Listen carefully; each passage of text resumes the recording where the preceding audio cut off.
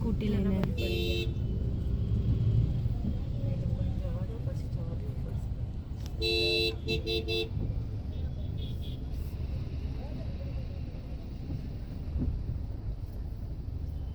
જળબંબાકા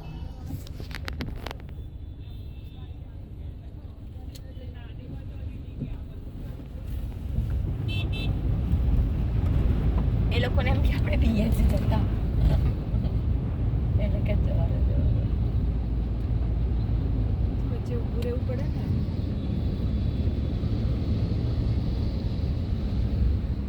પેલું શું તારે